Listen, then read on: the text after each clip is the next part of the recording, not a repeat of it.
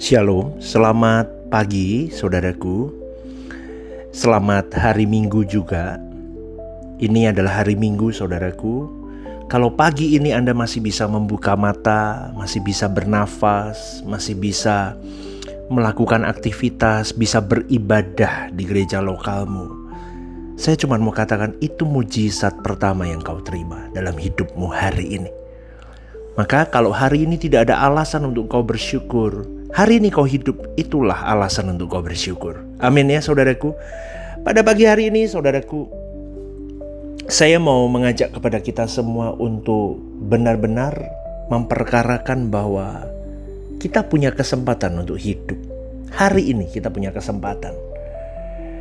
Dan kalau kita masih punya kesempatan, berarti kalimat itu menyatakan bahwa suatu hari nanti kesempatan itu akan hilang. Betul ya? Akan ada limitasi waktu di mana kesempatan itu tidak ada lagi dalam hidup kita. Tetapi betapa beruntungnya kalau hari ini kita masih diberi kesempatan untuk kita bisa mengiring Tuhan dengan baik. Tetapi pada umumnya saudaraku, kalau saya amati banyak manusia yang hidupnya tidak difokuskan bagaimana dia mengiring Tuhan secara maksimal, secara utuh dan proporsional. Itu yang menjadi kendala sebetulnya. Bahkan di dalam kekristenan banyak orang merasa bahwa dia sudah mengiring Tuhan dengan utuh, proporsional dan sempurna, hanya pulang pergi gereja dan ambil bagian pelayanan gereja nih. Hari Minggu saja atau hari-hari tertentu dia ada aktivitas di gerejanya. Tetapi di hari lain, dalam sepanjang hari hidupnya, orang itu hanya mempertaruhkan waktu, tenaga, pikiran, apapun untuk karir, untuk kebutuhan jasmaninya. Mereka lupa menempatkan diri bahwa di luar gereja dan di dalam gereja, manusia harus tetap fokus bahwa mereka itu adalah manusia yang adalah notabene adalah makhluk kekal. Betul ya saudaraku ya. Maka boleh saya katakan kalau orang-orang tidak memikirkan hidup kekekalannya, maka banyak manusia yang boleh saya katakan kekristenan itu adalah dipenuhi dengan manusia-manusia yang kurang atau tidak berakal. Pastor kenapa ngomong begitu? Betul. Orang Kristen tahu kebenaran yang murni, tahu bagaimana tujuan hidup yang jelas, siapa panutan hidupnya, untuk apa dia hidup untuk menyenangkan hati Bapaknya, tapi dia ambil resiko besar untuk tidak melakukannya sepanjang dia hidup, tapi malah mau menyenangkan dirinya dengan memenuhi segala kebutuhan hidupnya. Ingat ya saudaraku, kematian jasmani itu bukanlah akhir dari perjalanan seorang manusia atau kehilangan kesadaran diri. Tidak loh.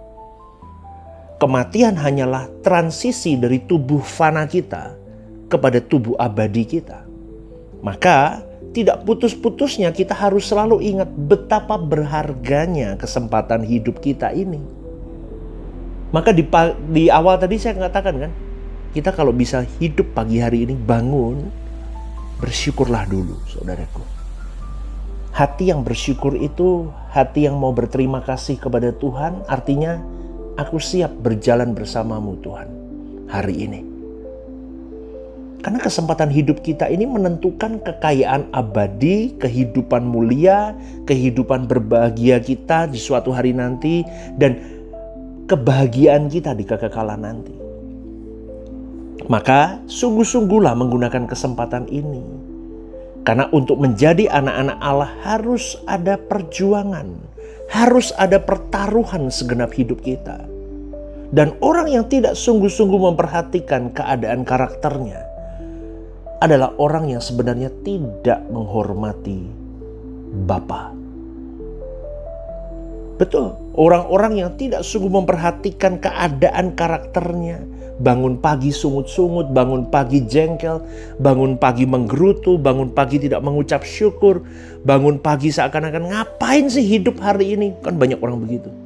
Tuhan itu gak adil begini. Itu karakter yang tidak baik. Maka orang-orang seperti itu adalah orang-orang yang tidak menghormati Tuhan sebetulnya. Karena banyak orang Kristen seperti itu, saudaraku. Banyak orang merasa aku sudah menjamu Tuhan dengan pujian dan penyembahan. Kalau sudah ke gereja, nyanyi, nangis. Terus apa lagi ya? Ambil bagian pelayanan, penyembahan rasanya. Lu penyembahanmu itu bukan nyanyi itu. Penyembahanmu itu hari hidup. Bagaimana kau menantang dirimu untuk tetap stay fokus ke tangan Tuhan, kepada Tuhan. Dan tetap bersyukur dan membentuk karaktermu di dalam terjepitnya hidupmu itu. Coba saudaraku, kau beri perpuluhan seakan kau sudah melakukan perbuatan baik untuk Tuhan. Dan kau pikir Tuhan senang dengan itu. Belum saudaraku. Itu meremehkan dan menghina Tuhan. Seakan-akan Tuhan senang dipuji-puji tanpa melihat sikap hatimu dan hatiku. Oh, tidak bisa. Tuhan bukan Tuhan yang murahan. Dia tahu kedalaman hati kita. Saudaraku, orang yang tidak sadar kalau dia masih gampang tersinggung, masih mencari hormat, masih mau menyenangkan perasaannya sendiri, tidak peduli perasaan orang, itu adalah orang-orang yang tidak peduli perasaan Tuhan. Sebagai Bapa, Dia ingin kita sembuh. Dan untuk itu Yesus datang di mana bilur-bilurnya menyembuhkan kau dan saya. Tetapi bukan untuk kesembuhan fisik, tetapi lebih kepada yang berkaitan dengan kesembuhan karakter kita. Karena banyak orang tidak menyadari betapa kompleksnya keadaan dirinya. Baik karakter, watak, attitude, sopan santun, sikap hidup. Coba saudaraku. Hari ini orang terpelajar sekalipun, lihat itu di dalam gereja. Lihat orang yang berpendidikan tinggi pun lihat. Saya ngomong nih dalam gereja ya, umumnya begitu. Yang buat ricuh malah orang-orang yang berpendidikan seringkali juga. Bukan hanya orang-orang yang tidak berpendidikan. Kenapa? Karena di dalamnya ada gila hormat di situ. Hati-hati, ini yang saya sebut dengan apa? Banyak orang mengasup suara kebenaran tapi tidak merenungkan dan meresapi dan melakukannya. Maka hidupnya tidak pernah menggambarkan kebenaran. Bagaimana seseorang bisa berkata aku mau seperti Yesus kalau karaktermu saja, karakter kita saja, sopan santun kita saja tidak kita tata seperti Kristus. Banyak orang menganggap ini sederhana. Maka inilah yang membuat orang gagal menjadi manusia yang berkenan kepada Tuhan. Ini yang menjadi penyebab mengapa banyak orang gagal menjadi berkat bagi orang lain. Tetapi ironisnya saudaraku, banyak orang di luar Kristen yang menyadari hal ini. Sehingga mereka berusaha untuk membenahi karakter sopan santun, attitude, manner mereka.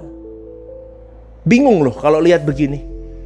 Di gereja nyanyinya mau seperti Yesus, tapi orang di luar Kristen lebih santun daripada orang di dalam gereja. Lebih karakternya lebih baik daripada orang di luar gereja. Di luar gereja itu lebih baik, saudaraku. Bingung, saudaraku. Ini kompleksitas yang kita hadapi. Mengapa begitu? Mengapa, saudaraku? Ketika kita jujur melihat diri kita sendiri dan berusaha untuk mencapai kesucian hidup, baru kita bisa mengenali betapa kompleksnya watak kita, karakter kita, sopan santun kita, attitude kita. Coba.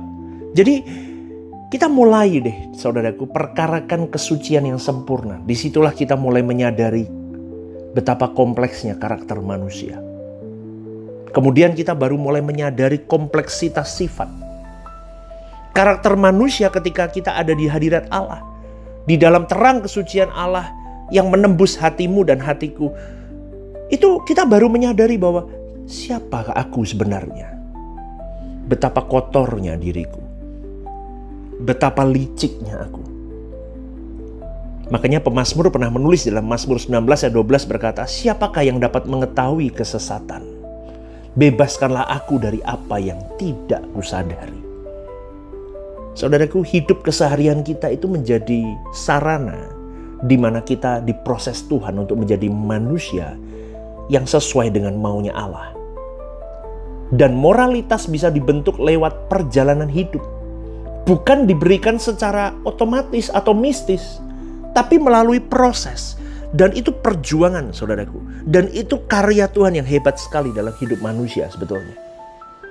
Seseorang yang digarap Tuhan, pasti karakter, sikap, sopan santun, attitude, wataknya tidak akan menjadi ancaman bagi sesamanya. Garis bawah ini, saudaraku. Garis bawahi ini. Orang yang digarap Tuhan tidak akan jadi ancaman untuk orang lain. Maka cross check diri kita. Kita punya wibawa dan orang bisa segan dan takut, tapi tidak merasa terancam dengan kehadiran kita. Ya, garis bawahi ini, saudaraku. Maka sering saya kalimatkan dengan kalimat ini. Orang yang digarap Tuhan pasti akan membawa berkat, bukan maksiat, dimanapun dia berada. Tapi kalau Anda atau saya ada dimanapun dan membuat biang keributan, itu berarti buat maksiat, saudaraku. Berarti ada yang salah dengan penggarapan Tuhan dalam hidupmu. Mungkin Anda belum digarap Tuhan. Dan orang-orang seperti ini, saudaraku, teduh, disalahpahami pun dia diam. Dia tenang. Dia tetap stay fokus, jaga hati, jaga pikiran, jaga mulut untuk tetap tepat di mata Bapaknya. Itu pasti orang-orang model begitu akan diberkati Tuhan. Jadi, saudaraku, kalau kita mau menyelesaikan kompleksitas diri kita, maka kita menjadi orang yang tidak akan melukai orang dan tidak akan mudah melukai orang. Tetapi orang-orang jahat akan terluka oleh kebaikan dan kemurnian hati kita. Tapi itu bukan salah kita, don't worry, saudaraku. Maka rendahkan hatimu, kenali bahwa dirimu itu adalah buruk, licik, dan penuh taktik yang harus diubahkan oleh Tuhan. Maka setiap saat kita mau duduk dekat kaki Tuhan dan memohon kepada Dia untuk dididik dengan caranya Tuhan, maka Tuhan akan berbicara, Tuhan mencari kita, menyempurnakan hidup kita. Makanya dari menit ke menit kita mesti memeriksa diri, jangan merasa benar. Merasa pertanyakan, apakah aku sudah benar belum Tuhan dalam setiap keadaan dan situasi. Itu yang saya lakukan, saudaraku. Jangan merasa benar. Karena kalau merasa benar kita rusak nanti, jadi NPD nanti lama-lama. Jadi manusia narsis. Tapi kita berusaha untuk bertanya kepada Tuhan, di mana titik kurangku Tuhan? Adakah yang salah yang kulakukan dalam keputusanku ini? Ketika aku harus diam pun apakah aku salah dengan lakukan ini? Ketika aku harus ngomong pun apakah aku salah dengan hal ini? Wah, itu luar biasa, saudaraku. Itu akan membangun watak, karakter, dan kita mau belajar pengendalian Tuhan itu penuh dalam hidup kita. Apapun sikonnya nanti terjadi, kalau kita mengandalkan Tuhan, tenang, kita dalam perlindungannya. Maka jangan biarkan sekecil apapun kesalahan yang kita lakukan tanpa pemberesan. Amin ya, saudaraku. Kalau kita menjadi manusia yang dengan standar yang mau seperti Allah kehendaki, pasti kita bisa menjadi saluran berkat bagi sesama kita. Amin ya, saudaraku. Renungkan ini dan selamat hari Minggu dan selamat beribadah, saudaraku. Tuhan memberkati.